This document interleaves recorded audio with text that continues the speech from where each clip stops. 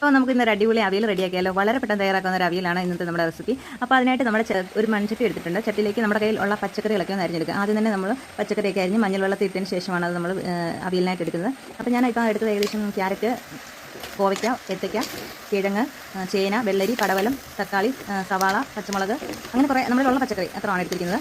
ഇനി നമുക്ക് ഈ പച്ചക്കറി മൺചട്ടിയായിട്ട് എടുത്തിട്ടുണ്ട്. ഇതിന് നമുക്ക് കുറച്ച് വെളിച്ചെണ്ണയും ഉപ്പും മഞ്ഞപ്പൊടിയും കൂടെ ചേർത്ത് കരിയാപ്പില ഇട്ടിട്ടുണ്ട്. ഇത്ര ഇട്ട് നന്നായിട്ട് ഇളക്കിയിട്ട് ഒന്ന് അടച്ചു വയ്ക്കാം. ഒരു 5 മിനിറ്റ് അടച്ചു വെച്ചാൽ മതി. വെള്ളം ചേർക്കേണ്ട ആവശ്യമില്ല. 5 മിനിറ്റ് ശേഷം തുറക്കുമ്പോഴേക്കും നമ്മുടെ പച്ചക്കറിയെല്ലാം ആദ്യം നല്ലതായിട്ട് എണ്ണയിൽ തന്നെ വെന്ത് നന്നായിട്ട് കിട്ടും. ഇനി നമുക്ക് അരപ്പ് അപ്പോഴത്തേക്കും റെഡിയാക്കി എടുക്കാനുണ്ട്. അരപ്പിനായിട്ട് അരമുറി തേങ്ങ, കുറച്ച് കൊച്ചുള്ളി, ചെറിയ ജീരകം അല്ലെങ്കിൽ നല്ല ജീരകം, കരിയാപ്പില, മഞ്ഞപ്പൊടി ഇത്രയും ചേർച്ചെടുക്കുകയാണ് ചെയ്യേണ്ടത്. ഒത്തിരി അരയാൻ പാടില്ല. ഒന്ന് കറക്കി എടുക്കുക, അത്രേ ഉള്ളൂ.